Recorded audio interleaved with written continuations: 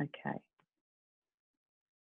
So what I'm trying to do is just focus on the black and white and really get that looking like something. So even if it's not exactly full of detail and so forth, at least trying to, you know, see the tones and the shapes and make it into something that's at least recognizable as far as the shapes and things go. So I think that's pretty, you know, not too bad. It's always a good practice to do a little charcoal sketch of your picture. It just gives you an opportunity to rehearse it, practice it, and get familiar with the shapes and things, so that when you do it the next time round into your colour version, you'll have a better idea and you'll have already rehearsed it.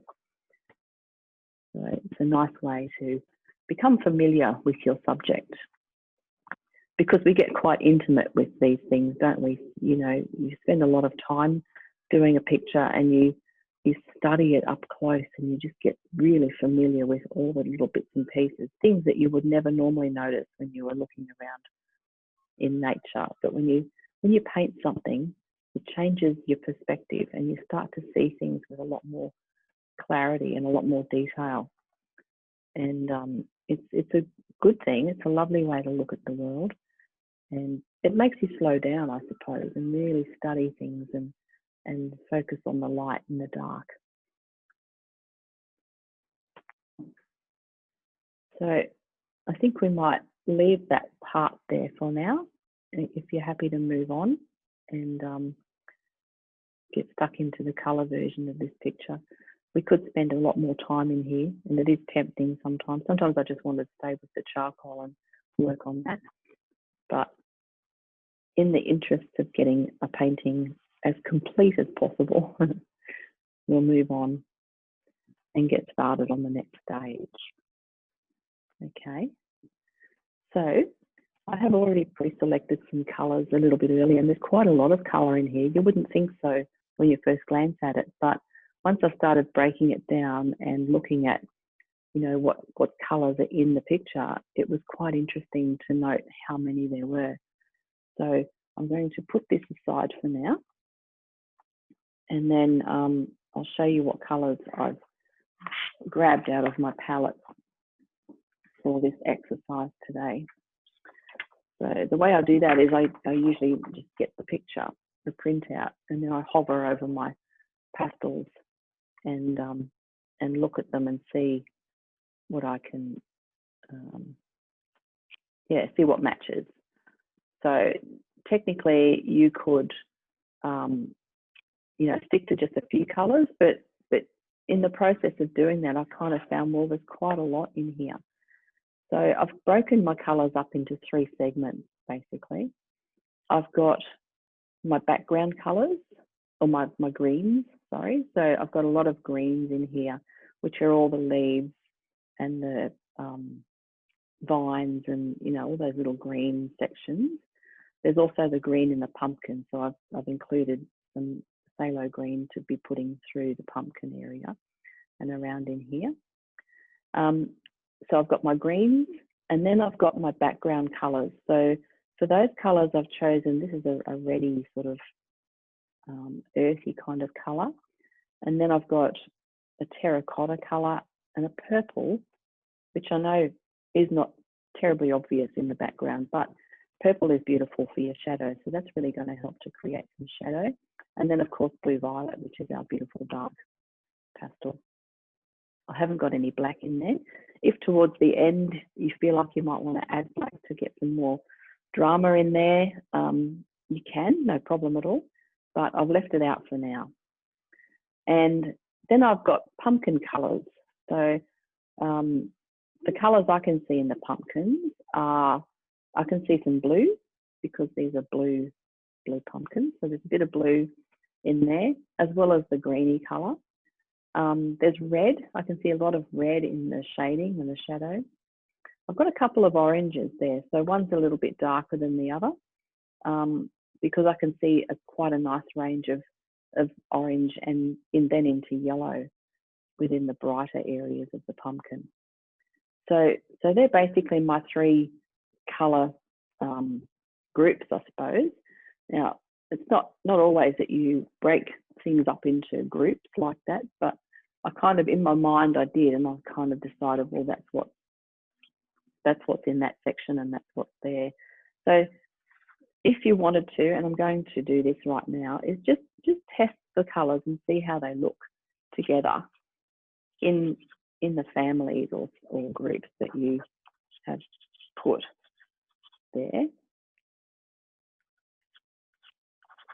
So this is my earthy kind of selection. It's quite dark. I'm just mushing colours around together just to see how that's going to look. So that'll be quite nice because it's got those lovely earthy tones in there. And then when I mix them all together, I just get some lovely muddy kind of colours. This little creamy colour, or slightly lighter, is the one I picked up to do with some of the little bits of twigs and branches and things that are wandering around in the background there. There's a few little highlighted, things in there. So I think that will work quite nicely for the background or the darker section. And then for the green areas, so I've got my phthalo green, and of course you can mix these together with other things. I've got a dark green and a mid, so that's kind of nice for around in the leaves and those areas. And then I've got a bit of a little bit brighter green. I think that's a brighter green. Yep. Just for some of the highlights around the edges of the leaves, or a few little stems and stalks and things. And then I also picked up this lovely, I found this in my yellow palette, but it's actually a beautiful limey yellowy green colour. So that's really lovely and will be beautiful for, the edges of this leaf here, and possibly some of that into the yellow flower. So I thought those colours were quite nice too. And so that's that little section. And then I've got my pumpkin colours. So essentially my pumpkins are orange. So that's my base orange. This is a very smooth paper, so it's a bit crummy. And I've got some blue, so I can see blue in the shadows. Blue and orange are complementary, so they always look beautiful together. And then I've got a bit of red, because I can see red in there as well, where they fold in, and it gets to be a little bit of a darker kind of orange. I've also grabbed a lighter orange, so that's got a lovely little glow to it. So that's going to give me some nice shine. And then I've got yellow, a scratchy hard yellow. Might have to find a softer one. But that will give me some lovely highlights as well. So by popping your colours onto a practice piece of paper like that, and you can kind of see how they're all going to behave together. And, and you might change what you've got. You might decide, well, maybe that's too purple or too something. I might need more brown or more black or more something else in there. Don't hesitate to pick up a colour that you've already used in one of your other groups and put that in. For instance, the blue is nice. That makes it nice and dark, and mixed in with that browny, earthy colour, you get some lovely muds.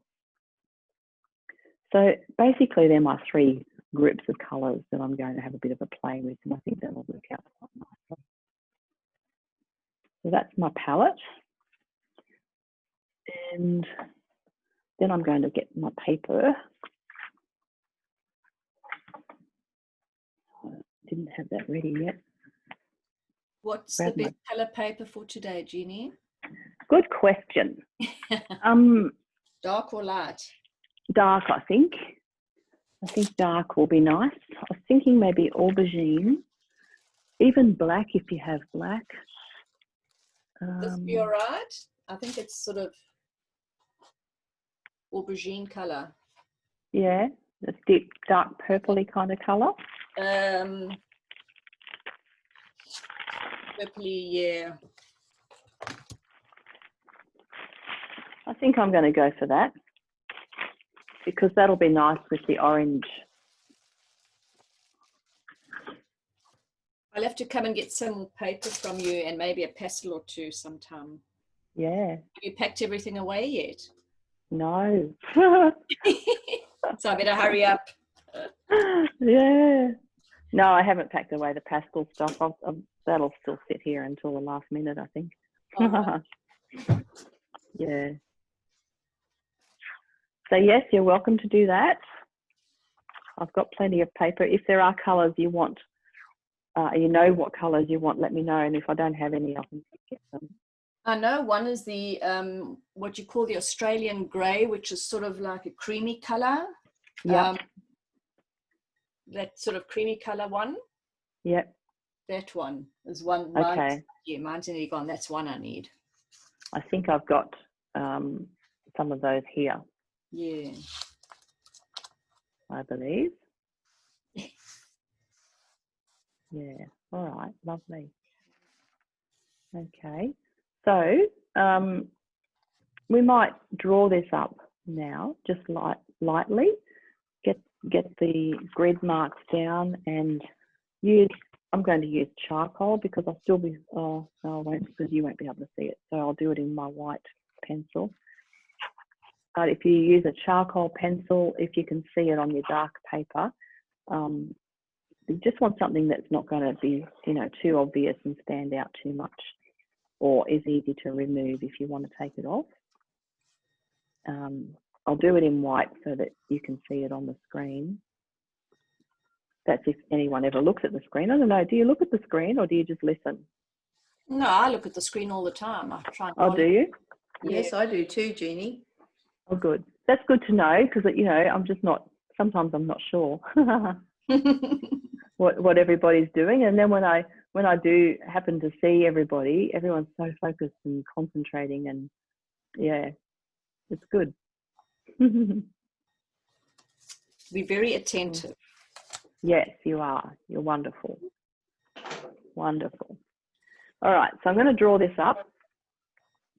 And there's not a real lot to draw up, is there? It's really just the main shapes of the pumpkin. So I'm going to do it loosely to start with, and just look at where it's placed within the page. So this big one on the right takes up most of that bottom right-hand quarter and probably half of the top quarter. So around about there. I'm just doing it in very loose circles at the moment. And then the middle one comes across, it comes up quite high actually.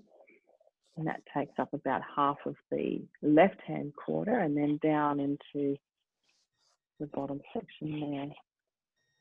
And the middle of that pumpkin sits on that center line because we worked that out before. So I've just roughly drawn in some circular shapes, not much detail at all. And then we've got the back pumpkin sitting up there. And just going to put the leaves and a few of the main features in, just so I know where they sit. And as in nature, everything has its own shape. So if you don't get it exactly spot on, it's okay.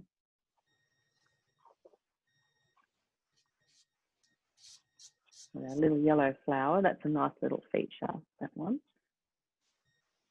And again, that will just be a study of tone. So it's really, yellows and a bit of red and orange in there just to give it the little shadow where it goes down into the middle section. And then the leaves. So I'm just doing this very lightly. When I draw up with my pencil or charcoal, I just hold it quite loosely and try not to get too precise. Unless you're doing something like a portrait that really needs to be, exactly spot on, then I like to keep my marks quite loose. And then I can, to get more into the detail as you go on. Got a few stems up the top left there. And then we've got that pumpkin up in the top left corner, which is kind of covered up with lots of stuff. And if we try to just just look at this as sections of colour and shape, and then hopefully it'll all sort of work out. Terrible way, isn't it, to think, but it's usually what I do. Everything's a shape or a colour. And if you just follow the shape and don't get attached to the outcome or you know, expectations of what a thing should look like, then you'll find that you'll do a much better picture, because you've got to kind of detach yourself from the need to draw a pumpkin. In this case, it's just, you know, segments of orange and with a bit of green on one side, or a bit of red for shadow, and breaking it up that way. For me anyway, it makes it a lot easier to do. So when we start with the colour, we'll start with the background and fill in the dirt, I guess, whatever's underneath, and start to work forward. So looking at the picture logically, the back left corner is sort of off in the distance, and it's got a lot of foliage and leaves and things in front of it. So I just want to get some colour down in there, or tone. Back right corner, we'll put some dirt down there as well. And then underneath in the foreground, we've got a fair bit of dark as well. If you're on dark paper, you might want to leave some of that undone and just let the paper do the work, or you can fill it all in and really build it up. It's up to you. And then once we've got all the dirt down, then we can start to figure out the order of things. So there'll be the backmost pumpkin probably first, and then the next one in the middle next, because it's sitting in front of that one, and a few of the leaves around the back of that pumpkin. And then we'll focus on the pumpkin that's in the foreground here on the right, because that's closest to us and sits in front of everything else. And then we've got the lovely leaves and the flower on the other side. So we're going to kind of work in that order from back to front. That's what makes sense to me anyway. Awesome. But before that, I'm going to go and grab a water and just give you some time to, if you haven't already, get your palette together and get organised and ready to go. And I'll come back in about, let's say at, 1:10. So I'll come back at about 7 past. How's that sound? All good? Sounds good. Okay. Excelente. I'll pause this and I'll see you very soon. I can get my mouse to work. I'm going to have to reach over in front. Sorry.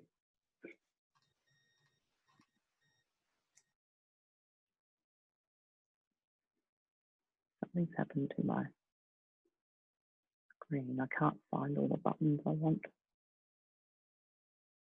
Pause it and then I'll forget to put it back on. There we go. We're recording now. Okay, so this green is nice. That's going to give me a little bit of a highlight. For the sake of the recording, we've just put some background colour down in the areas where there's a lot of dark. So it's all the stuff that's under the foliage. So I've just been putting some blue violet and blue and phthalo green and purples in there, just to start to build up the depth of the background that's in the back of this picture. I'm playing around with some of the greens here in the corner on the leaves, and I've got about 4 or 5 greens in my palette now, because 2 wasn't enough, and it never is. And what I'm trying to do is just pop some of the lighter green where I can see the edges of those leaves. So not all over them, but in an effort to kind of pick up the little bits of highlights or sunshine that's landing on the edges of those leaves. And then maybe pop a bit of more dark back in there just to give it some more depth. So, you know, try not to get too caught up in the detail of this, because you'll be here for a year otherwise. There's a lot of detail in this. So what I want to do is try and keep it as simple as we can today and not get too involved in everything. If by all means after the class is done and you want to, you know, carry on and really get stuck into it, because it's a great picture and there's so many different facets to it that it would be quite fun if you had the time to just, you know, sit there and keep going and get all the sections done. It would be awesome. I haven't got time at the moment, but yeah, by all means, if that's what you want to do, then go for it. So I'm just doing these little branchy bits and just getting some of these shapes. So we're working on this back left corner, getting that kind of as done as possible before we then move over into the other sections. I can see, you know, there's little bits of straw or mulch or something all over the place. And to me, that is just random marks, little random lines throughout that might indicate that kind of thing. And then, you know, with my cream pastel, I'm just putting a few little highlights in here and there, just to make it look like it's on the surface, catching the light.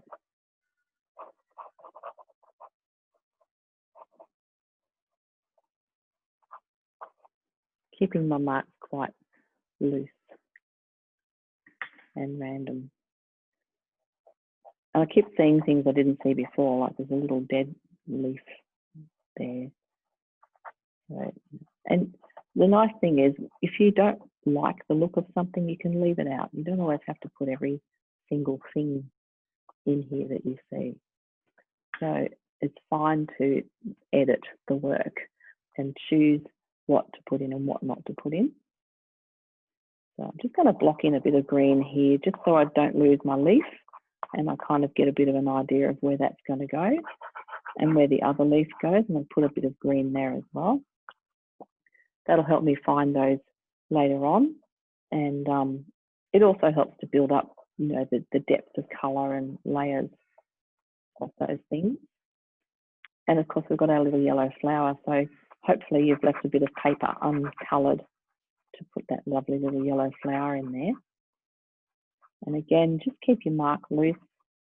Don't get too caught up in the detail, and just keep that there so we can come back to it afterwards and add a little bit more information just to give it some tone. So I like to block things in and kind of map it out a little bit. So let's do that with the pumpkins. Up in the top section there, so we've got lovely orange. I like to put those colours in. So there's orange there on the top pumpkin. Then this middle pumpkin, I know I said we'd work in order, and we will be, but we're just blocking in at the moment. So this one also has a beautiful orange section in the top, coming around like that. And then the rest of that one is kind of blues, isn't it? Bluey green colours. And then we've got this other big, beautiful one featuring here on the right. So I'm going to pop some orange down on there too. So don't get too, I'm not going to do the edges too defined at this point. I just want to block in some colours and start to build up those beautiful tones.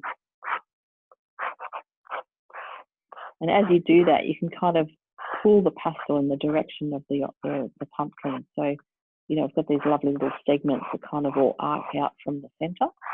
And if you kind of pull your pastel around in those shapes, it'll start to take form eventually. And then maybe I'm just going to pop a little bit more orange back in that top left one that we muted off before, because it does have a tiny bit more colour in there.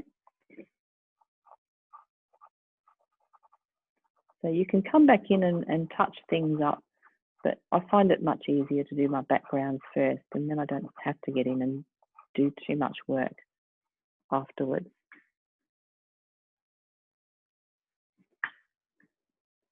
Cool, cool.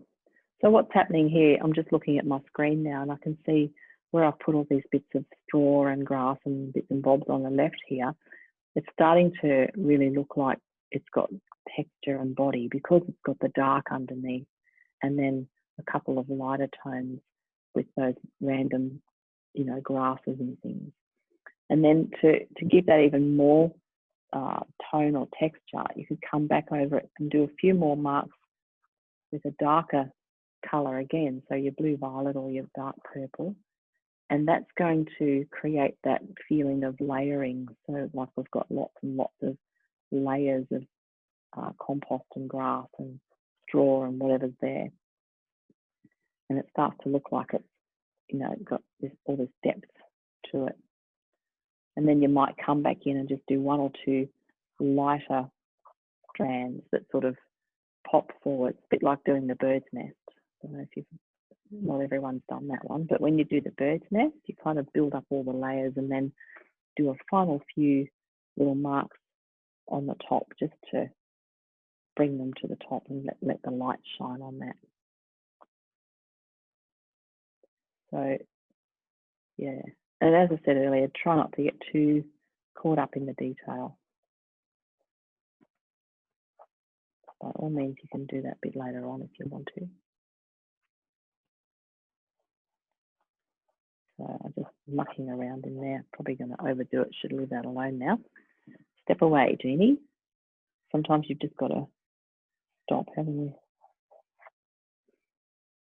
I just noticed that little stem there is quite bright like limey green colour. It's catching the light and it's quite lovely. So I just wanted to highlight that one a little bit more before we move on.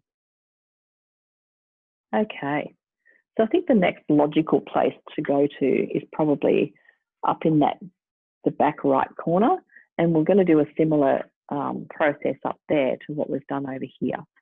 So there's lots of grass and lines and things like that. So I'm just going to mark in some of those with my greens.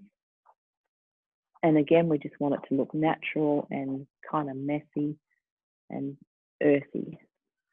So building up those layers again, a few random lines and shapes in there to get those lovely natural lines. And of course, don't forget the blue violet, because it's always a great one for your shadows in the dark to get some depth in there.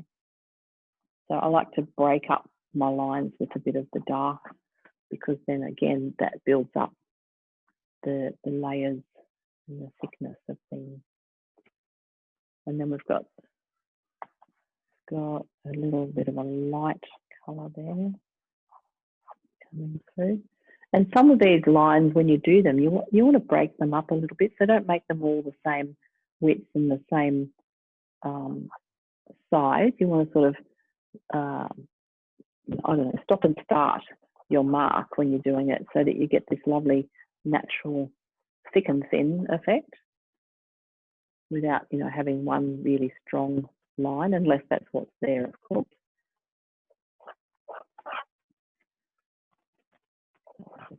I've got this green in my hand now, so I'm seeing what else is that colour that I can start to mark in around the place. Okay. Got to control myself, stay up in this back corner for a bit longer. So I've got my creamy coloured now, so I can just see there's a few little bits of hay or something in there, mulch.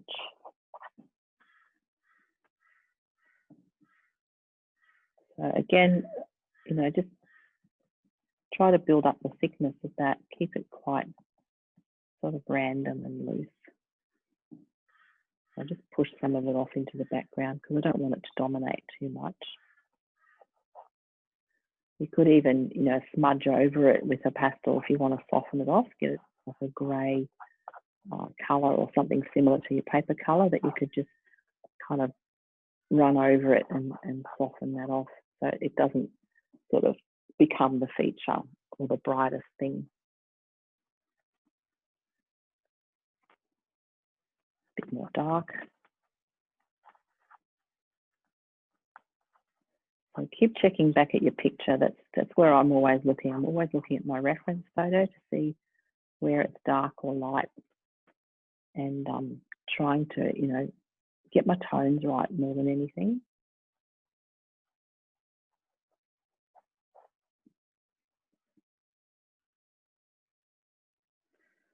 Good.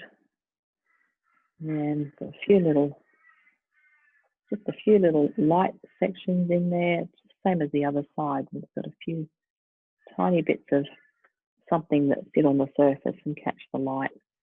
And again, that's going to help them to build up the depth and the texture of the layers. It feels like there's like, you know, a big pile of stuff there.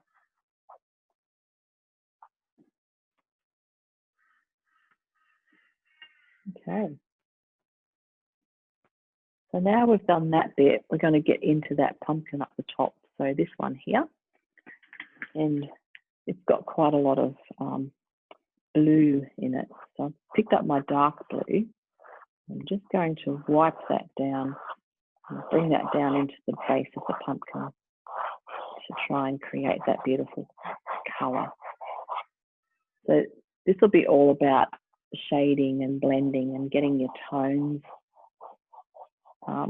in here and the shape. So because we want to segment the pumpkin off, and each segment has its own little section of light and dark.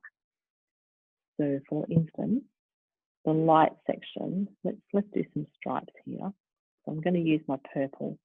I'm just going to bring a line down about where I can see these segments. Now this purple is not going to stay there very obviously, so it's just giving myself a guide and segmenting the pumpkin off into sections, because we need to focus on getting the shadows and the lights in each part. Okay, so now I've got my blue violet. I'm going to just darken off the right hand side of each of these segments where I can see shadow. So check your picture and make sure that you've got shadow in the right place. And that will be all dependent on where the light's coming from, of course. So from what I can work out, I think it's coming from above, and that's then casting shadow underneath everything. So we've got shadow at the bottom of the pumpkin here and around on the other side. And then as it goes off into the background on the right-hand side, it kind of just gets lost within the darkness in there. And so that's also shadow. And so the right-hand side of each segment is a little bit darker, and that's going to give us the shape of it. So, and then I'm going to just darken off the edge of that. This is like a lost edge on this right-hand side of the pumpkin. It's getting lost off into the dark background. I've lost some of my weeds and grass and bits and bobs around there, but we can pop them back in after. Okay. And I'm just going to get a bit more light in here. Okay. So that's all looking a little bit too technicolor at the moment. So next thing we want to do is focus on the lightest areas. So the lightest part of the pumpkin is to the left, isn't it? The left of each of those segments. So I'm just going to mark that in with my lighter orange, kind of there. And then over here.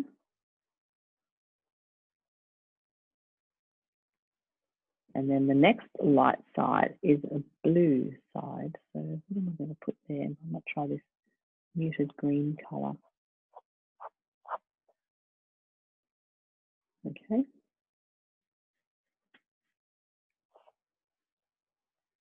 And I've got a bit of that down in here as well.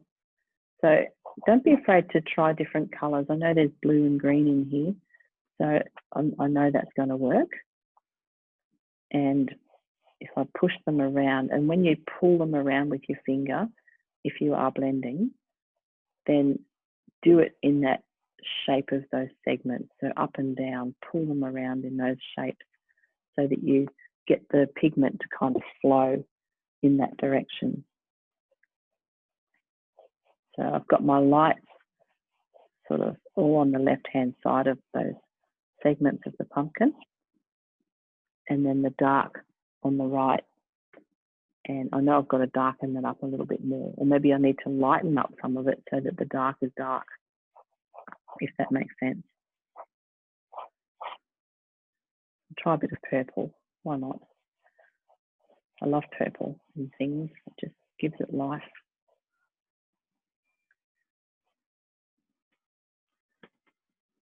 Okay.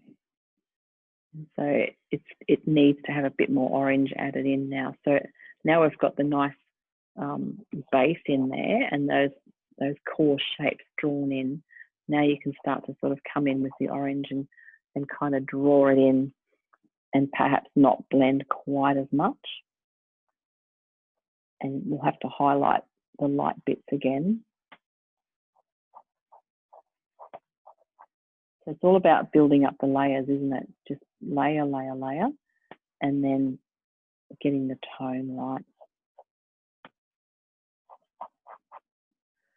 And we just subtly want to illustrate the shapes in the pumpkin, or the segments, and how it's curving in the light and catching the sun.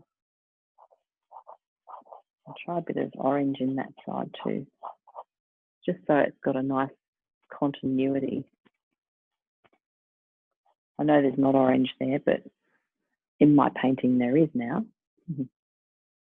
So use your artistic license. If you feel like not, you need to add a bit of colour somewhere, then by all means go ahead and do that. So you can see by just layering that gently, and then I'm pulling the colour through, but I'm not blending too hard. So I'm just pressing quite lightly just to drag that colour around. And it's created a nice shadow effect where I wanted it to. And if I wanted to define that even more, I could come back in with my dark like I've just done there and push that in lightly to try and make that ridge on the pumpkin stand out a little bit more, to give it more definition. Now that's up to you. You could actually leave this back one to be quite soft and not too obvious, because it's off in the background, and it's not the main player in this picture. It's part of the supporting act. Just put a bit of that creamy colour in there to try and highlight the light sides. A bit much, so I'll push it in. So I can see that there's a light bluey green colour in that section there, and just over in here on the right hand side of that pumpkin. And I didn't pull a colour out of my palette to match that. So what I'm trying to do is kind of make it work with what I've got, basically. So bear with me, and this is where you mix your colours on your paper and have a bit of a play and see what works. Sometimes it doesn't, and you have to push it all in and go find another colour, or try something else. I think that's a bit too light now, so I'm going to have to darken it off a bit more with my blue again. And isn't it great that you can do that with pastels? You can just come back in and go over something and change it again. So it's just such a lovely medium to play with and mix colours around with, without getting too caught up in getting it perfect from the start. Talking to one of the girls at work the other day, she's always been a pencil colour girl. She just loves doing botanical art with pencils, and she's decided she's going to have a go at oils. So she started using oils, and she's saying, "Oh, I love oils. I can layer the colour, and you can put colour on top of colour, and it doesn't dry, and it doesn't this." I said, "That's exactly what pastels do. It's just dry. It's not wet, and you don't need all the mediums and all the brushes and all the mess." I couldn't convince her, because most of the girls at work don't like pastels. They don't like the texture. They don't like touching them because they're dirty. But it just sounded to me like the same sort of I don't know, benefits, I suppose, as pastels, because she was really into how she could layer the colours and get some really beautiful colours going on the canvas. So yeah, pastels are awesome for that. I'm mucking around now. I should leave this alone. step away, Jeannie, and move on to the next section. So I've ended up with a multicoloured pumpkin here. And technically that's what it is. It's pretty much orange and blue or green on the picture. So I'll add a bit more orange.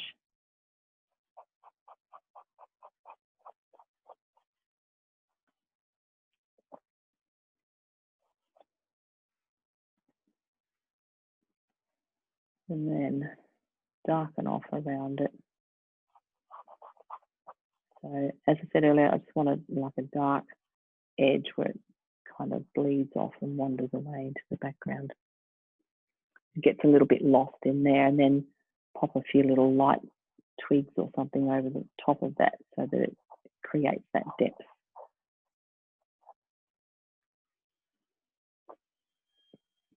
And wanders away. There we go. So that'll do for now.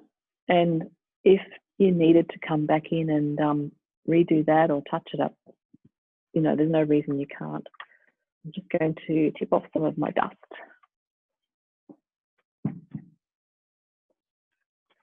There we go. Okay, so I feel like that's coming along quite nicely. And next thing we want to get into this middle pumpkin. So that's the one that sits in the middle. So it's got quite a lot of definition, but it's also half and half orange and half blue or green, bluey green colour. And based on my experience just then with trying to get that light bluish kind of, I'm just going to try this cream underneath first to see if that will help to get some highlights in there. So I'm building up my base again, just starting to build up some colour underneath so we can then add over the top of it. And this is an interesting one because it's got some grass or something over the top of it, in front of it, which we can put in after. I'm going to get some light under there to brighten up that orange section. And we've got our little button in the middle there. So you can see as I'm pulling this around, I'm sort of pulling it in the direction of the shape of the pumpkin, you know, because all these segments, they start at the middle and then they kind of spread out. So it's always good to move your finger in that direction. It helps to give the thing you're doing some body and texture. So I know that's way too light, but that's cool. I can now pop over my orange. So I can see I've got a segment here. So I'm just going to segment these off a little so I can find all the parts using my blue or a purple. So that's one segment there. And then this one comes down through there to the center. And we've got another one here, which will end up hiding behind that green leaf. I'm just going to pull that around there to the middle. Once we push all this in and get other colours on, you won't see these big dark lines. So it's really just making a guide for yourself at this point so that you can get your shape. So it's kind of like back to the drawing of it for a minute. Just making sure they all come into that centre point. And then we've got a few that come from there. So that's my middle. And then you want to bring those lines out from the centre. Something like that. So that's our base shape. And again, underneath the bottom of the pumpkin in here, it's quite dark. So we get all that beautiful dark that kind of bleeds up underneath the pumpkin, and we lose those edges into the background, which is quite nice. So I can get some blue violet down in there and darken that off.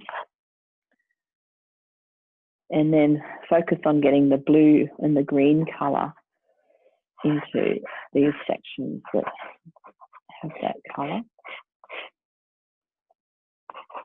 So I'm just putting blue down for now. So that's what I just drew the lines with. So I probably lost half my lines now, but that's okay. When you keep drawing something and practicing it, you get to know it better, and you'll kind of become more familiar with it. So already that's starting to look like it's got some sort of light and dark going on, and I haven't done very much at all. So what I want to do now is just try and get some green into this blue. So I've picked up my phthalo green, and I'm going to put it where I can see dark. So again, noticing where the light's coming from, the direction of the light and where the shadows are. So the shadow or the dark side of each of these segments from the top one down to the right is on the right hand side, isn't it? Because the light's coming from above, possibly slightly left. So we want to be making shadows on the right hand side, and then it'll be lighter on the left as we come around. And then as we come around the other way, you can see it's got this little dark section in the center where all those segments meet. We've got a lighter bulb, bit as well that was connected to the plant, like its belly button, let's call it that. And because you know me, I'm not very good at all these technical terms, names of things, so we'll call it the belly button. So it's going to have a little bit of light on it after to bring it forward, but for now let's just pop dark in there, because there's dark behind the light bit.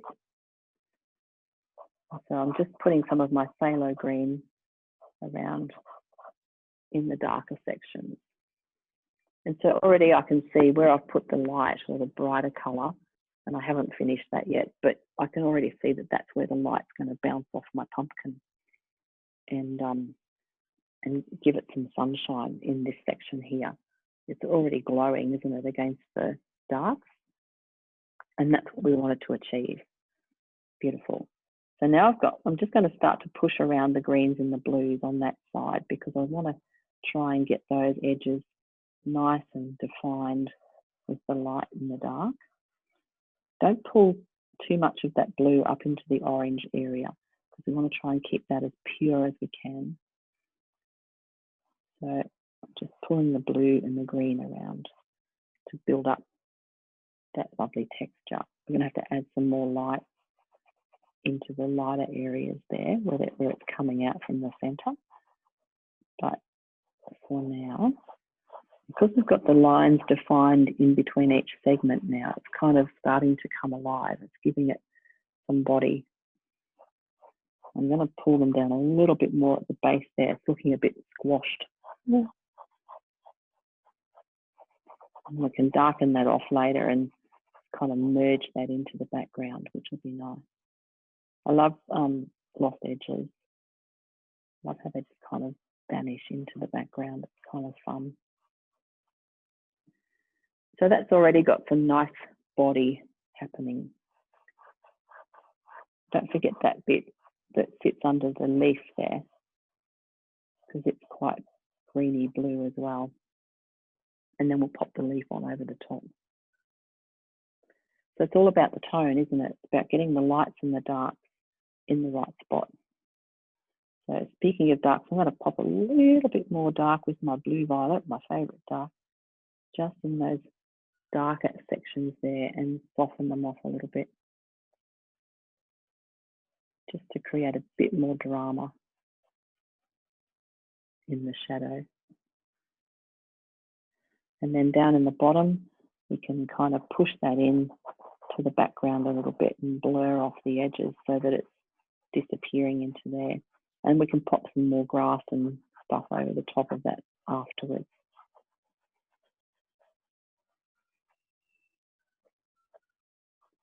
So just noticing where it's dark and where it's light or mid. And again, I'm just going to darken up around the belly button bit, because that's got quite a lot of shadow in there, because everything's kind of meeting in there.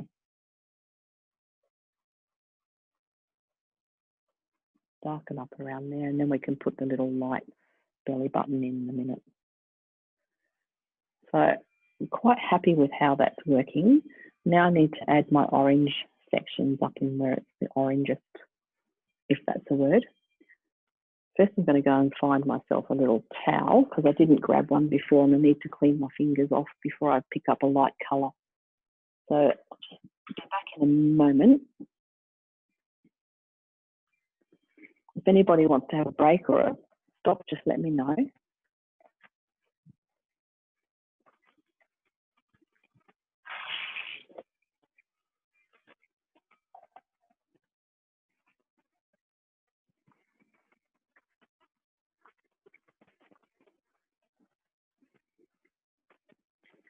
It helps to have a clean finger when you have to move into your light colours.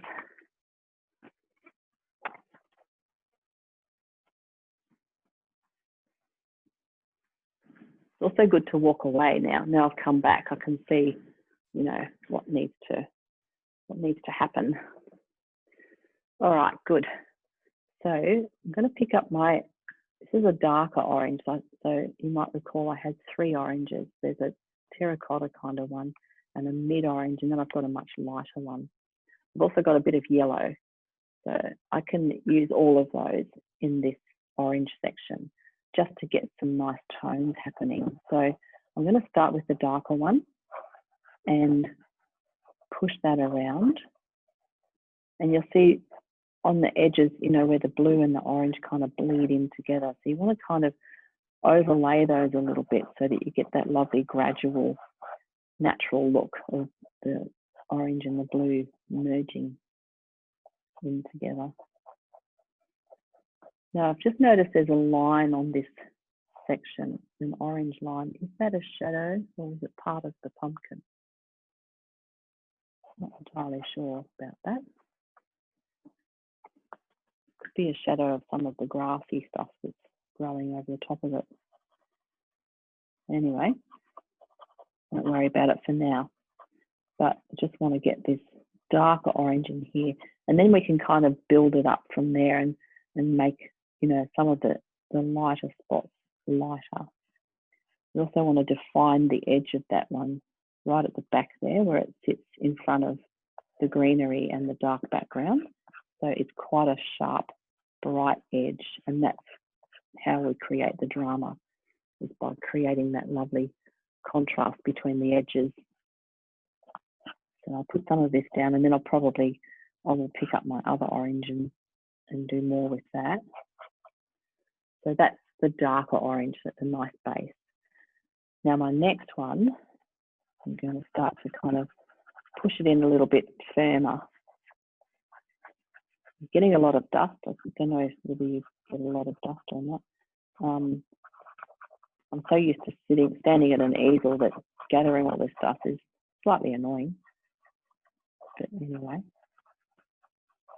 okay. I should try the pastel matte paper and see if that should be slightly better for dust. So literally just looking at the tones on here, and so as the orange section sort of comes around towards the light, it's catching more light, so it's getting brighter. So this is my mid orange. Keep that kind of closer to the edges, so that I've then got room to pick up this lighter orange and come in and brighten up on those light bits. And now, see, we're not blending so much now because we want to keep the colours as bright and pure as we can. And just sweeping those over to catch the light. The very edge of that one is nice and bright.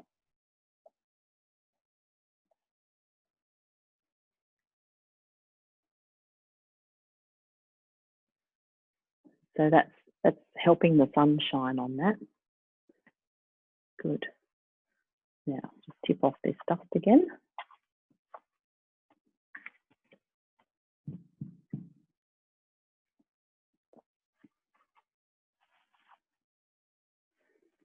So if I wanted to brighten that up even more, I could add a bit of yellow. I did say I was going to get a softer pastel, didn't I? This one's a bit scratchy. Let's see how we go. Oh, it's not too bad. So I'll just add a little bit of yellow on the lightest section. And so this is kind of exaggerating, you know, where the light hits. But it just gives it a lovely glow and makes it interesting. You could put white on here if you wanted to, you know, add a really white shine.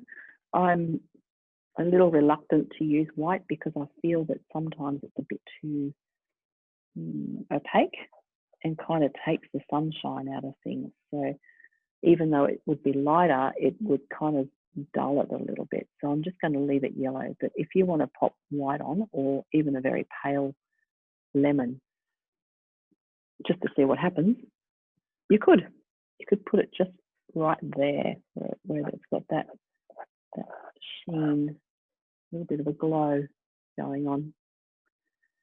So that's nearly that little pumpkin done.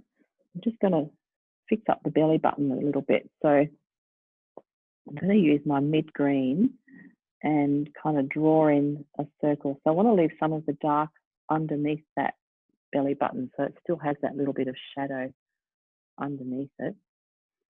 And my mid green on there, and just dab it in, so soften off the green.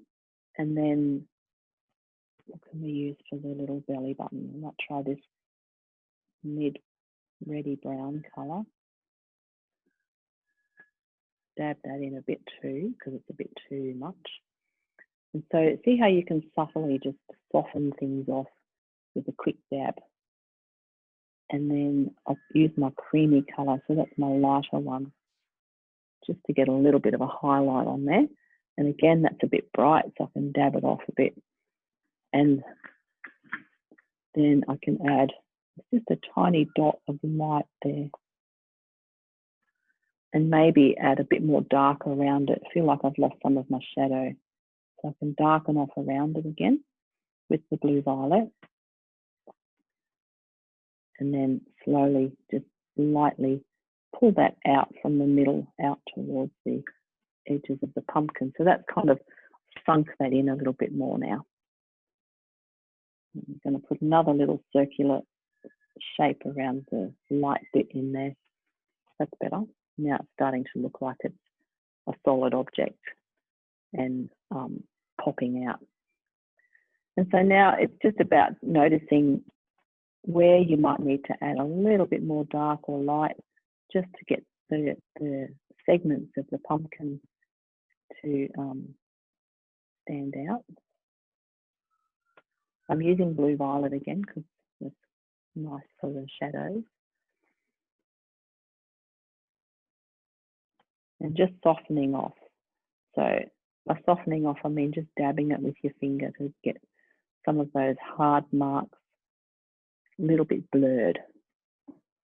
That's the nice thing about pastels, you can kind of blur things off a little bit. And then maybe touch up some of the green. So, you know, see that lovely texture of the green where it goes into the orange, and you've got that beautiful, I don't know, it looks kind of rough, and it's perfect for pastels because that's the kind of texture that you can create just by, you know, touching the pastel onto the paper.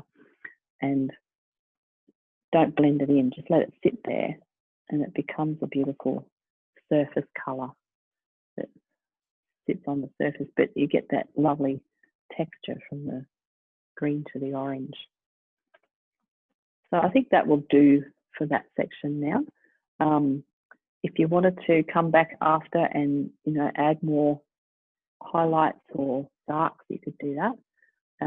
I feel like I might want to come back and maybe touch up some of the light areas in here. As I said, I haven't picked up a lighter blue. I keep resisting. Maybe I should just go get one and be done with it. Good idea. If I can find one, this is the problem, you see. We've always got to be looking for just the perfect colour. And when I was sorting out my colours yesterday, I realised I've got a lot of sky blue and I've got a lot of ultramarine blue, but I don't have a whole lot of anything other blue. And it limits your palette a bit. I'll see what this might be a bit bright. I've just picked up this blue. Probably a bit too blue, but anyway. Yeah, it's a bit too blue. I like it though. It's kind of nice. Maybe I could have an extra blue pumpkin. There's nothing stopping us from using colours that are not normally in something. The main thing is the tone, isn't it? It's just getting the light and the dark and the shadow happening. Don't mind that. It's a beautiful blue. Okay, leave that alone for now. And yes, we can always come back and touch it up if we've got some time. I just put a wet finger on that, which wasn't good because it's taken a lot of the colour off and made it all go funny. Good experiment though, if you want to have a bit of a play and see what happens when you put, you know, something wet into your pastel. It literally just turns into paint and becomes like a wet paint. It's very cool. Soften off some of that bright blue. Bugging me. All right, cool. So that's one pumpkin done. So now we need to get onto this one here, and then we'll do the foliage on the left-hand side in front of these guys. So this right-hand pumpkin is a lot more orange than the other ones. So we can have a bit of a play with our oranges and reds and things. So let's just segment this one off now. We've already got some orange down on the paper. I might use purple to do the segmenting. So literally just partitioning off all the sections so you can kind of find your way around it. And then if you're like me, you might realise you forgot to fill in that background bit there and needs to be done before we move on. So I'm just going to put a bit of that dark in there. And then, yeah, so back to segmenting. So just bringing that, I'm just using a little bit of purple and drawing in the lines so that you can find them. Now, the important thing to notice is the angle and the direction. So everything's coming from the middle, but because we're looking down on this, it's got some interesting angles. So you need to make sure you get those angles right so that it all looks like it's in perspective. And some of these segments, they pop right out and overlap onto the other pumpkin, which is what we planned on doing. So hopefully we've filled in enough of the background there that we won't have to come back over it. So you can see how the segment lines kind of arch up a little bit around the left-hand side, and then as it comes around into the foreground, they kind of arch the other way, or they go a little bit straighter. So that's telling us the perspective that we're looking at it from and the direction of everything.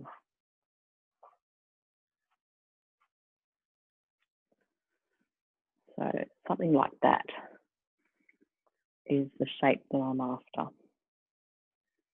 So I can see down here in the foreground, there's a lot of grass and stuff like that. So just make sure you've got your foreground down here at the bottom of your page in, so that we can kind of overlap the pumpkin into that and not have any gaps in between the two, because we don't want to have, you know, like a halo around it where we didn't fill the background in.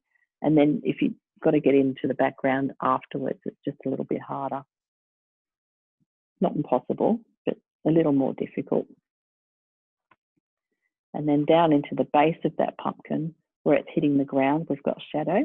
There's also shadow as it comes up into the pumpkin itself, isn't it? Because again, that's the dark side. So I'm just going to put some shadow where I can see it in the segments. And you'll notice as you work your way around the pumpkin, the shadow will shift. So some sections will have more shadow, or the opposite side in dark than the others. And again, that's based on the direction of the light. So I've put my blue violet where I can see some shadow. What I'm going to use for my other shadows, which are not as dark, is some red. Remember we picked up red before, and red is going to be nice to create that variation in tone in the orange sections where there's not as much shadow, because a lot of it's got sunshine or light hitting it. So red will warm this up nicely. Now I've got red in my hand, I'm thinking I should have put red in that other one. We can still do that. Put a touch of red in there, just to tie it in, I guess, so they have similar sort of colours.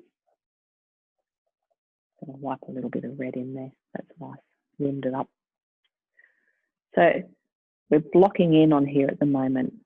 And next thing I want to do is use my lighter orange just in the lighter section. So if you don't have a light orange, you might need to use a yellow. Once you push it around and blend it in, it'll sort of soften off anyway. So if it's a little bit bright, don't stress.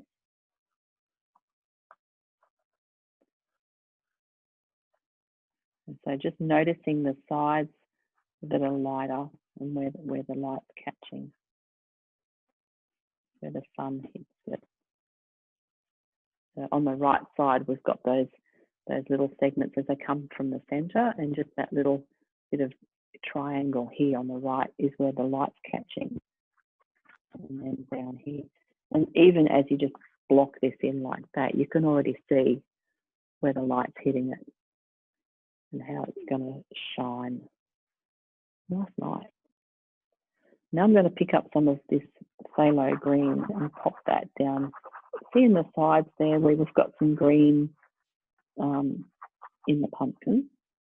I haven't done my dot in the middle yet. Should probably darken that off in there. The green is lovely in there. So it's a little bit different to the other pumpkin. It's got more blue, but this one seems to have more green in it. You could add a bit of blue too, just to, you know, keep them connected or related. The green's quite nice in there. So remember, this is just the first layer. We're going to push this in, and then we'll come back and add more over the top, just like we did with the other one. And I might put a little bit of dark in the middle there in preparation for my belly button. Okay, so now is the time, if you've got all your colours down, is to just start pushing it in like we did before. And you'll find it'll all go a bit muddy and dirty because our finger's dirty and we've got darks and lights in here. But that's okay, this is just the first layer, and then we can build on it. Just remember to pull your finger in the direction that the pumpkin grows. So from the middle out, so we keep those lovely segments all flowing in the right direction.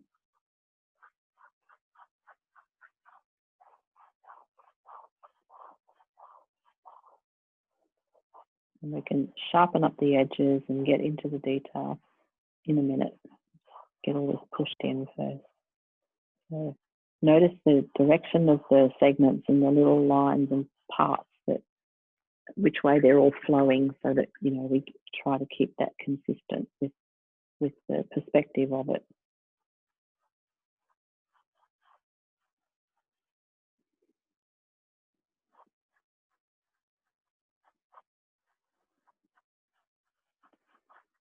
I just lost my middle then, but that's okay. We can pop that back in.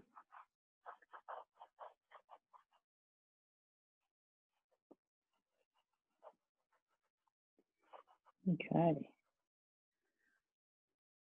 So that's all starting to look like something. And if you're like me, you might have a whole lot of dust sitting on your paper. So I'm just going to tap that off again.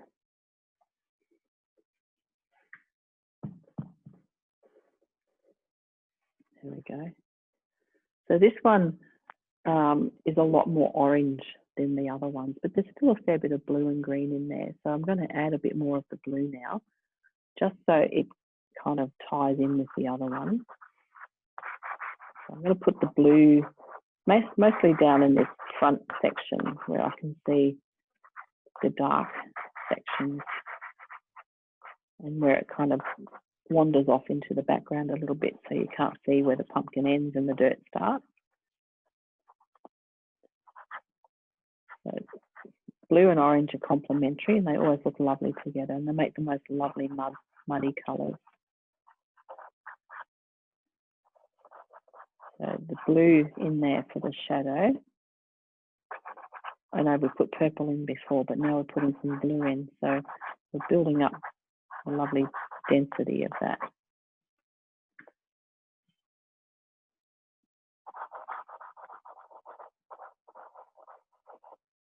And just note the shapes of each section. So, you know, and where the blue and the orange is in relation to those shapes.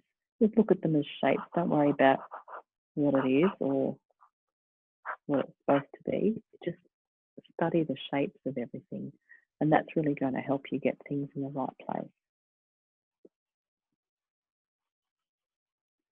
So I'm just lightly pushing that around now. And then I'm going to come back with orange and sharpen up some of these edges.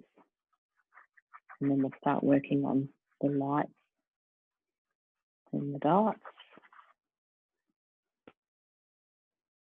Then I put a little circle in there with where my belly button is going to go. Again, I just want to get a bit of shadow in there, so you can see a shadow behind the little buttony thing that pops up there. So it's catching the light, but there's a nice little shadow just on the right of it. So again, that's another clue as to the direction of light. Okay, so now we've softened all that off. We've got all that lovely dark kind of bleeding up into the pumpkin and off into the ground. Let's soften some of that off again. You can put grasses and stuff in soon. Okay, so now let's get back to the orange. So I'm going to pick up my darker orange. Remember, I had 3 oranges: dark, mid, and light. There's not a real lot of difference, but it does subtly help. So what I'm going to notice now is where the darkest orange is on each part, and just start to kind of patch that in. And we won't be blending so much now. I'm just going to start to block that in. And where you might want a sharp edge, so for instance, this segment here that comes across just at the base of the other pumpkin has a nice sharp edge, and we'll lighten that up with a bit of lighter orange too. That's it, went outside the lines then. That's a nice sharp light section against the dark, so that's what you want in some spots. Then in other spots, you just want the dark to wander off into the background and be insignificant. So it's just getting, you know, defining between the two. So as I'm doing this, I'm seeing where I need to add dark again. So if you find you blended in too much, or, you know, go over it, or you need to darken it off, then by all means just pick up your dark and add it in where it needs to be.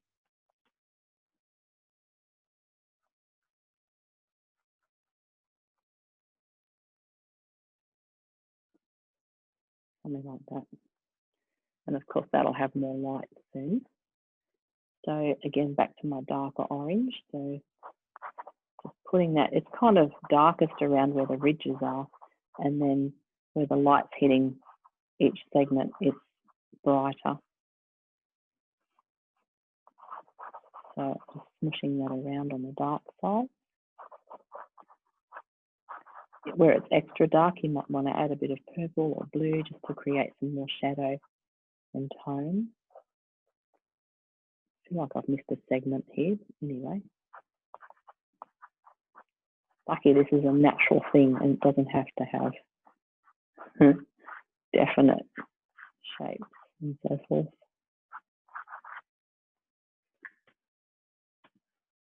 Maybe pumpkins do, I don't know.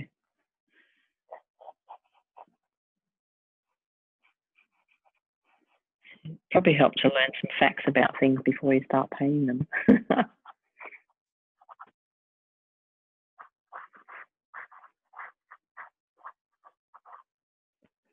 Okay, so that's starting to get some nice oranges in there.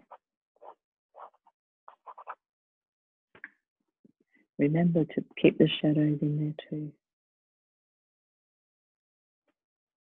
If you want to use a bit of red, then add more of that, then that's cool too, just to get a bit more of the depth happening.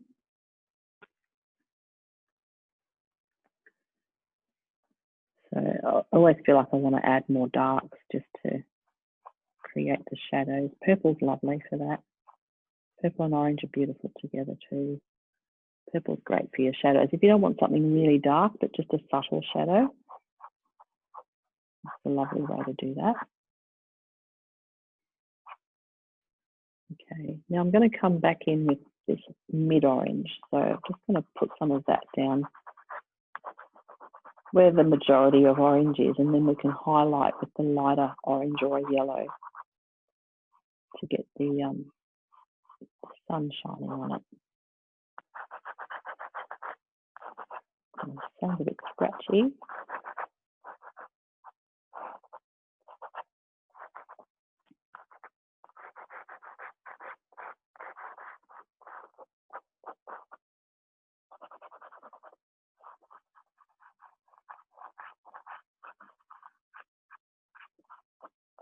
Some pastels are hard, aren't they? And they're really scratchy, and then others are soft and lovely and lush. Trouble is, the soft ones, I love the soft ones, but they do fill up the tooth of the paper very quickly. So if you want to be layering with soft pastels, it doesn't take long to not be able to get any more on.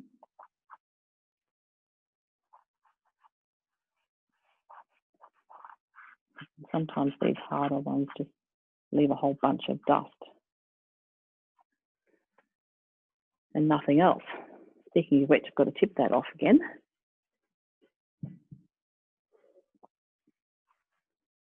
Okay, so that's coming along. I'm just going to add a little bit more. What am I going to add? A bit dark green back in here, I think. So where it's gone all sort of murky, I just want to brighten up that green. And now I'm just putting the pastel on the paper and not pushing. I'm not going to blend it in, because what I want to do is get that lovely texture. See where the two colours meet? And because we've got this beautiful gritty paper, it's creating this nice texture. So it's allowing the pastel to kind of sit on the surface and look like mould, sort of, doesn't it? It's like a mouldy kind of effect. Okay, make sure I keep darkening up that little shadow where my belly button's going to go.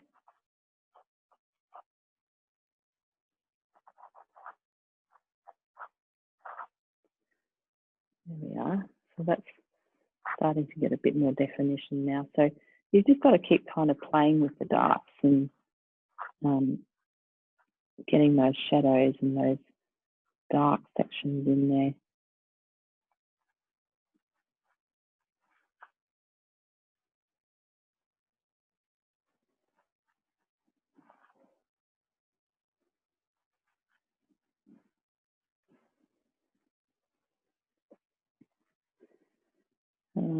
Something's happened back there. I need to fix that up so that's not too big.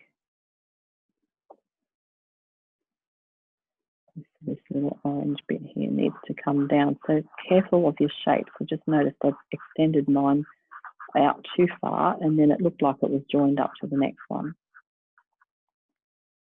So by bringing it back down into here and shortening it off, that's made it look more even now, like it's supposed to. Yeah. And that one needs to come more across. So all the little angles and direction of things are important to try and get the perspective right. And add a little bit more on there.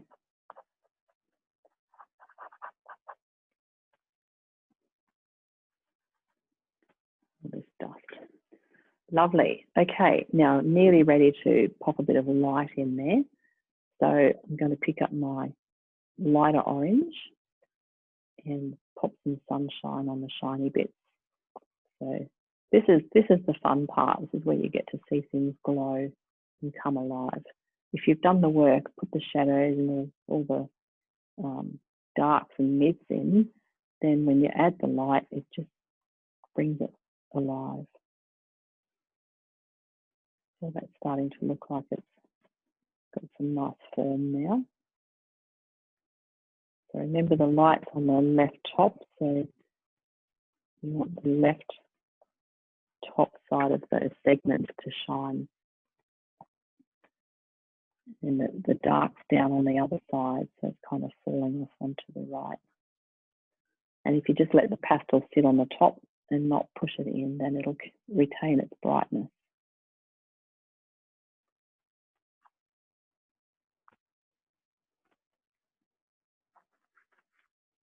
And don't put too much light in, because that's when it kind of loses its impact. So you've got to be a bit sparing with it. We still want to have that lovely drama of the light against the dark. And I'm going to put my belly button dot in there. And it's quite light, isn't it? Especially on the left side, because that's where the light's hitting it.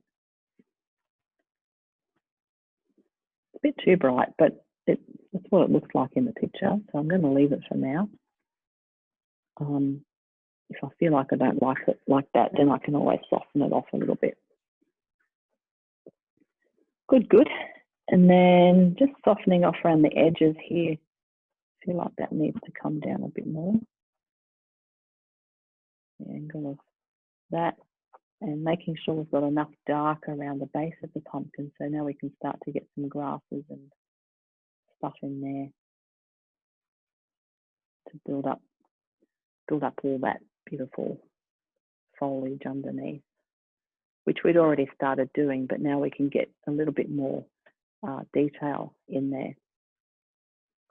So I'm going to move into that area now and just start to do some loose marks. So I've got the pastel on its side. This is a green pastel, some deep green. Just starting to make some very loose kind of marks across through there. Nothing too definite, because this is all dark and random sort of grass and stuff. Then we'll do the leaves and the flower. So, and just mixing up those colours. So I've got this earthy red colour, which is a little bit too light, I think, in tone. But anyway, I know it's not too bad. And vary the direction of things. So some of these grasses run across, some go up and down, they crisscross over each other all over the place. And just keep your pastel loose in your hand. So try not to hold it too tight and try not to get too defined with it. And vary the colours you use. So I'm coming back now with my blue violet, that's my darkest one. The reason I'm doing that is just to break up some of these lines and create a little bit of depth or shadow under there. And so by breaking up those lines, it creates a lot of texture and messiness, I suppose. And then I'm going to come in that little light one that we used earlier for some of the lighter marks up at the top. So there's a nice little bit of grass in front of this pumpkin down here on the right. I've made my shape a little bit too long, but just a couple of little bits like that that you can highlight that catch the light in the grass.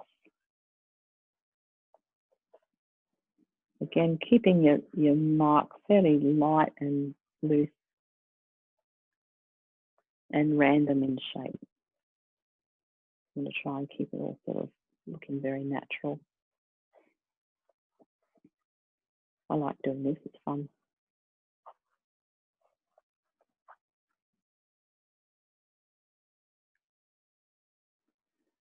All right, so now we probably need to focus on the leaves and the flower. So we already popped some green down before where this leaf's got to go. And so now I'm just going to grab my green again.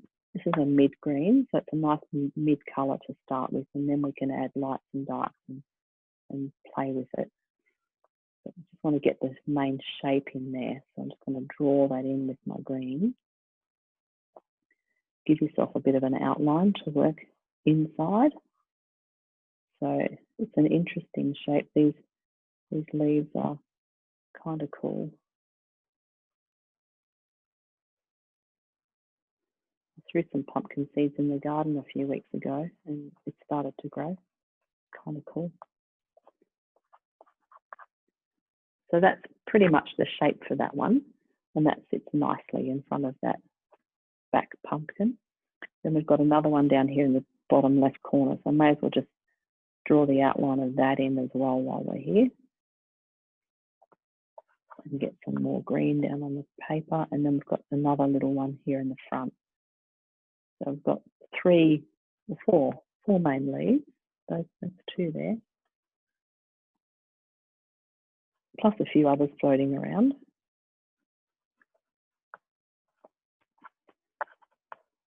So just get some basic green down on there, and then we can start to have a bit of a play with the shading.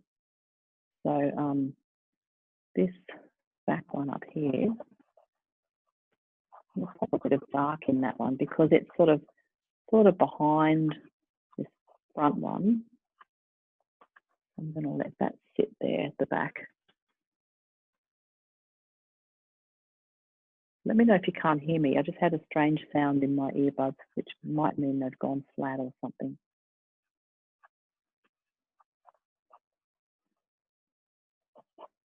So again, just having a bit of a play with the tones. There's not a lot of tone in the leaf. They're not really catching much light like the pumpkins are, but they still have, you know, light and dark areas. And a few little veins and things as well. So again, it's up to you how much detail you want to put in here. I like to kind of just push the pastel around on the paper and have a bit of a fiddle with the tones to see what works. Now I've just picked up this lighter green. It's a cool green. It's not as warm as what I'm going to use in my lights, but it'll make for a nice contrast and texture. So I'm going to pop a bit of that around in here. So again, I'm not actually going to blend too much on these because I want the colour to sit on the surface and I just want the pastels to blend themselves together. So I can keep kind of pushing the colour around and letting them blend in together without getting my fingers into it too much.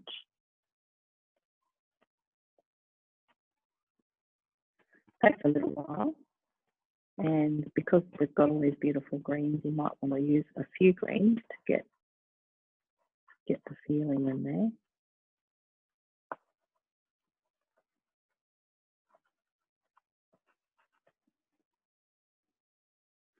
It's not there yet, but we'll get there. I'm going to pick up my brighter green now. So this is my lovely limey green, one of my favourite colours, because I can see quite a lot of that around the edges, especially on this big leaf. So by putting some of that around the edges, it looks like the sun's catching it and gives it a lovely highlight, especially in front of this dark pumpkin. It kind of really pops with those colours.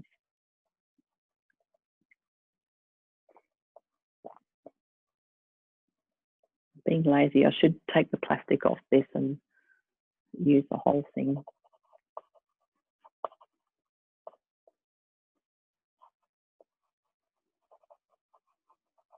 But just by kind of smushing it around, noticing where it's lighter and darker, and trying to get a bit of tone going on amongst these leaves. And then, of course, they've all got these beautiful little veins and things too, haven't they? So you can put a few little light lines on there to indicate the veins.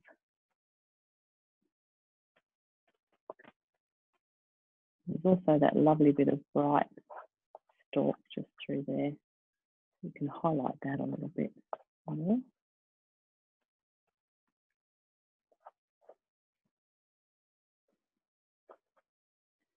And then a bit more highlight on this bottom left one. So really just, as I said before, I said there's not a real lot of light and dark on these, but you can embellish that. You can, you know, make it your own and exaggerate. That's the word I wanted.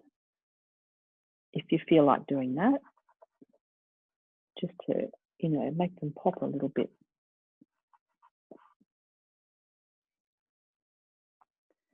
And I'm literally just running my pastel over and pressing a little harder here and there to get a harder, brighter mark. Because the green I used previously is quite a creamy green, so what's happening now is my pastel's not, this one is also reasonably creamy, it's an up spectrum, but it's not kind of sticking as well to the paper. And so I'm having to press pretty hard and then just let it sit on the surface. So all pastels are different, and papers are different. So you've got to kind of find the groove, I guess, with different pastels and different papers. And like we were saying earlier, you know, the pastel mat's a lot smoother, so you don't blend so much on that until you've got quite a lot of pigment on the paper, because you just can't, won't move around. Whereas on this paper, I guess you've still got to get quite a bit down before you can really blend it around, but you can easily blend on this sort of paper. Lovely. And don't forget, you can always go a bit darker in spots too if you want to put some shadow in. So your blue violet is beautiful for that, especially in your greens. It's so delicious. So that left-hand leaf in the middle there, I want to make that a bit darker than the one in front of it. So I've just darkened that off a bit with my blue violet, just to give it some contrast and make it look like it's further away, because usually when things are further away, they're going to be darker or more muted. And then the closer things are usually brighter and sharper. So that's a good way to kind of determine what colours to use sometimes if you want something to be softer and further away. So for instance, that pumpkin in the back that we did first, it's quite muted and soft because it's further away from us. Whereas the one in the foreground, we've got a lot more brights on that because it's closer to us.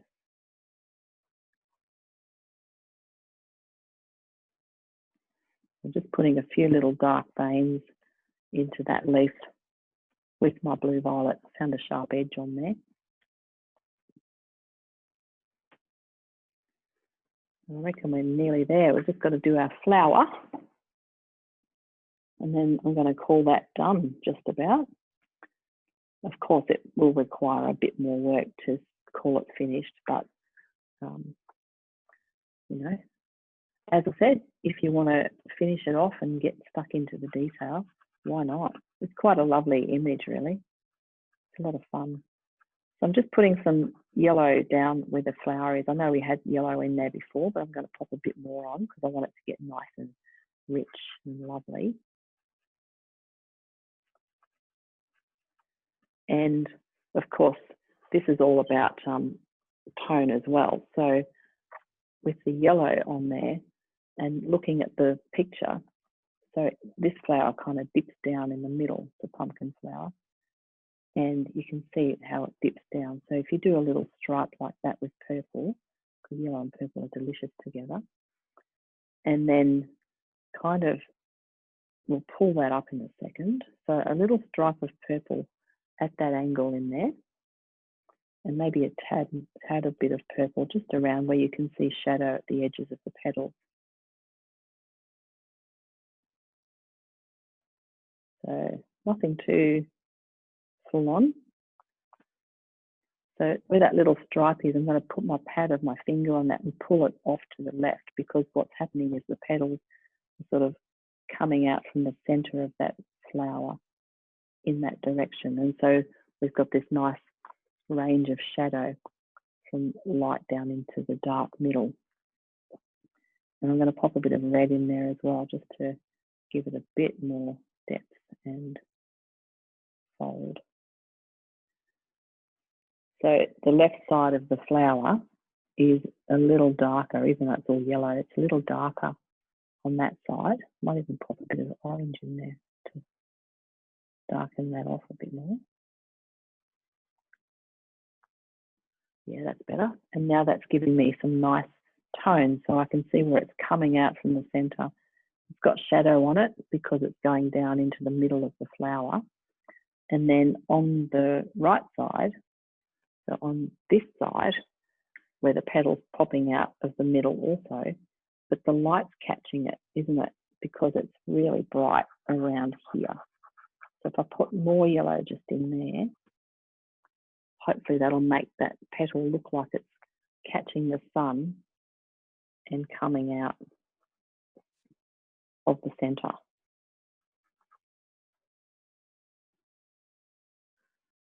Yeah. Potentially you could darken that up again inside and just make it a bit more dramatic. And then gently pull it out with your finger to soften it off again. So you can kind of go back and forth and play around with this until you get your lights and shadows where you want them. It's fun. Yeah, that looks like it's folding out now, and got a lovely little center to it. And then if you wanted to put more depth in, you could just, around the edges of the petals, there's some little folds.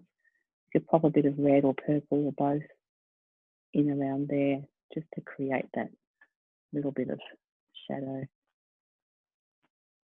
and texture.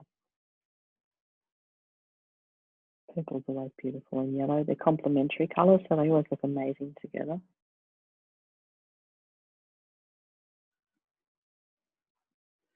Something like that.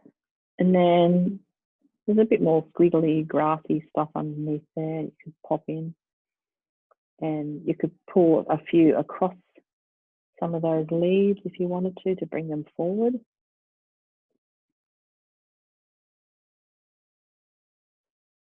So now's the time to start sort of finalising things and getting everything complete. I'm going to add a little bit more bright green to the edge of this leaf.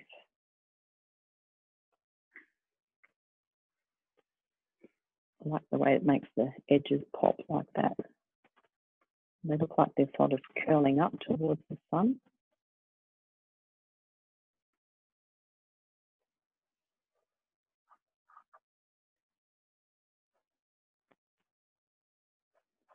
So there's a lot of bits and pieces in the background or in the foliage on the ground there that you could add in or play around with. You can see a little bud there. I'll just roughly put that in. Needs a bit more work. So, that would be another potential pumpkin coming up.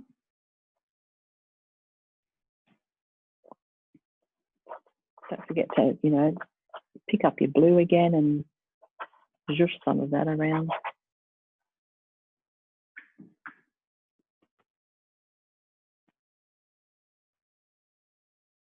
I think we're just about done, ladies. I'll brighten up my belly button in there a little bit more. So if you feel like carrying on with this and, getting more done or getting it finished, if you haven't quite got there yet, then by all means, why not? What a lovely way to spend a Friday afternoon. but I think that was a good one to do. It was fun. So I'm going to switch back to the share, or not the share screen, the other one in a minute. And don't forget to sign it too. So I better do that. Sometimes when I pop them up on Facebook or newsletters, people don't actually remember which one is theirs. So sometimes it's good to pop your name on it so that you don't forget whose is which or which is whose. Okay. So that back corner is bothering me a bit. I'll put a bit more mess in there. There we go. Now it's not anything much. It's just a whole lot of foliage and stuff, which is fine. Also up the back there. So, you know, you could go do this for hours. Wish I had hours to do it. But I think it's been a pretty good one. Okay, I'm going to change back now, so I will be looking at you in a minute.